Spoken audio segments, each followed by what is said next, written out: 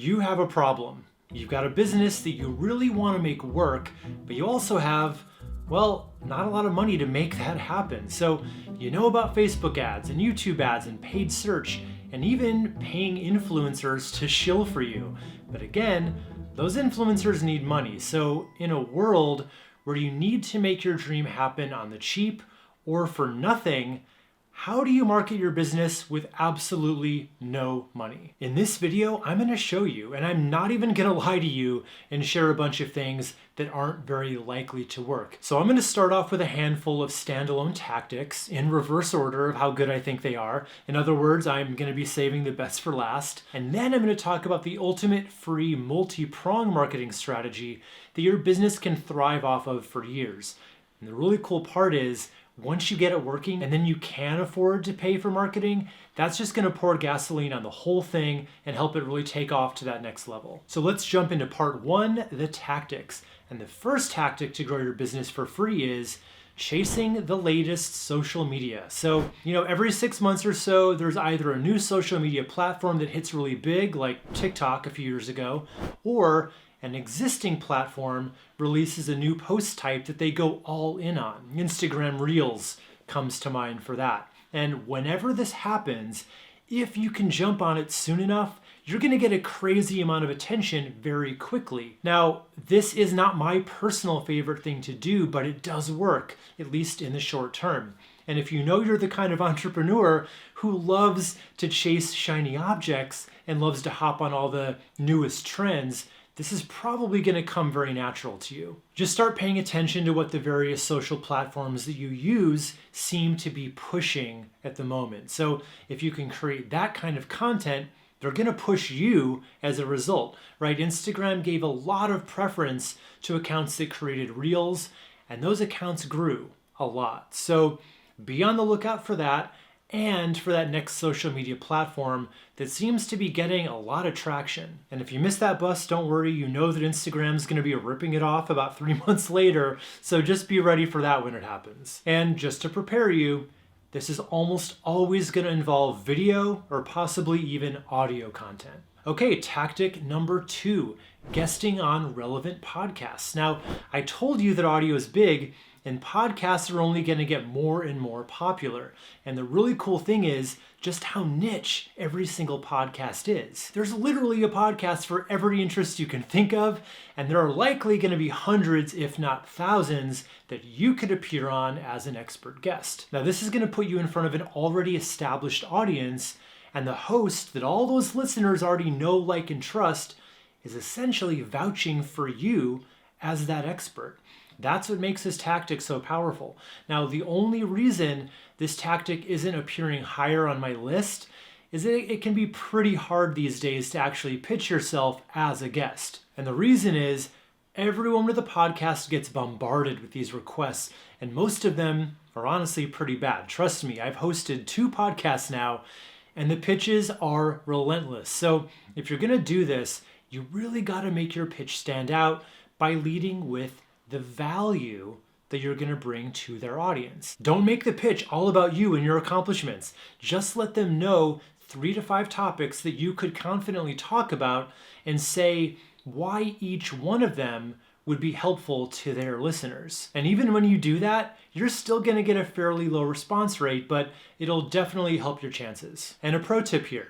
If you want to make that pitch process easier, there is a free website called matchmaker.fm where you can, search for relevant podcasts that are actually looking for guests, and then you just pitch yourself through there. Because it makes a huge difference when you're pitching to podcasts that are actually looking for guests, and it just makes it way easier to sift through all of them. Then, as you book onto more and more of these shows, your influence will grow and you'll probably start getting invited to appear on other podcasts. Okay, my next tactic is actually pretty easy to pull off, and it's a great way to build a niche following on Instagram. So this one's all about using a criminally underused post type, the Instagram guide. Now, guides are basically just collections of existing posts, and you can create a guide with your own posts or with posts from other accounts. So here's what I want you to do.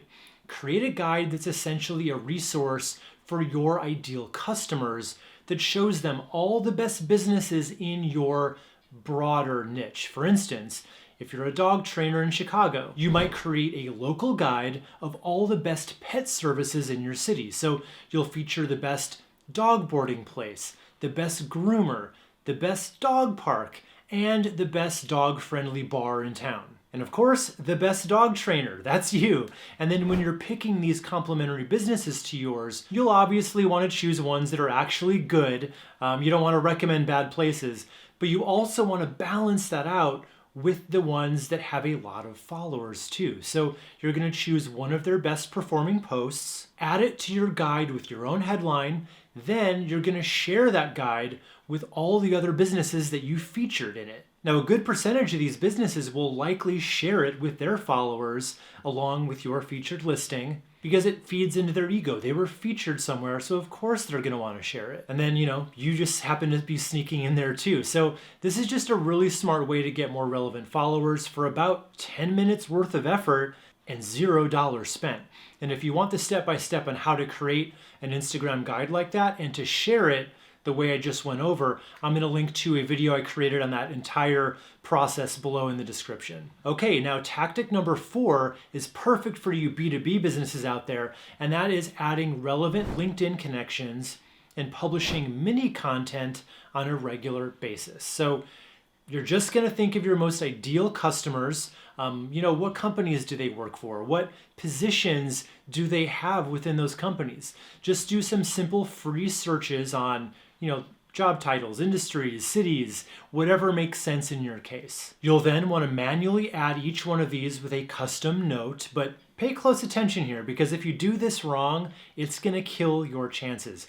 Do not do the thing where you add connections only to immediately pitch them on your services. It happens way too much, and I personally remove every new connection that tries to do that. Just add them with a nice personal note, letting them know that you'd like to connect and that you share lots of tips for your industry and you'd love to be a resource that they can come to if and when they ever have questions. Then step 2 of this plan. Several times a week, you're going to drop a helpful tip or a link or a mini article or even a video. So you can reuse blog articles you already have on your website or link to someone else's article with your expert opinion or spin on it. So what you're doing here is strategically adding connections, then staying in front of them as the expert you are that they're going to probably want to end up working with. You're not pitching, you're just helping them see for themselves that you're the business that they need, because anytime you can make it seem like their idea, you'll have a much easier time closing the deal. Okay, so those are the tactics, but what about the big overall strategy that you can start using to automate client generation with little to no money? This is what I personally do, and it's what I advise all my consulting clients and my paid students to do as well. Now, this does involve several parts that all work together to not only attract more prospects into your orbit, but to keep them there until they're ready to say yes to what you're offering them. So let's look at each piece. First, you need the right website. Notice I didn't say a website, I said the right website that's strategic and well optimized for conversions. It needs to clearly state what you do and how you help your clients. In other words, it's less about you as a business and more about the benefits that your clients are going to get and the problem that they'll finally get solved. And on this website, there needs to be an opt-in form for a free piece of content that promises to help them solve a pain point that they're dealing with right now. This is otherwise known as a lead magnet or a freebie, and it's critical to the future of your business. People will come to your website, and the small percentage of those people who are actually ready to take action today might book a consultation or actually buy from you, but the rest, the 90% of people who are just browsing, stuck in research mode, those people may not be ready to buy, but guess what they may be ready for? That free piece of content that promises to help them out. So they sign up with their email address, then automation takes over, right? Your email program will auto-deliver that lead magnet, but it doesn't stop there. You'll have a pre-set up email sequence ready to fire off to each new subscriber. So I generally recommend one weekly email for as long as you think it's going to take the average person to make up their mind. This could be a few weeks if it's a lower ticket offer, or 6 months or more for a more expensive one. But the important thing here is that these emails are not just promo after promo, advertising your core services. These need to be value emails, helpful emails, ones that deliver tips, tricks, and advice to help them with the problem that you actually charge to solve. Now, ideally, you'll be creating content on your website to link to in at least some of these emails, like blog articles or a podcast or video episodes.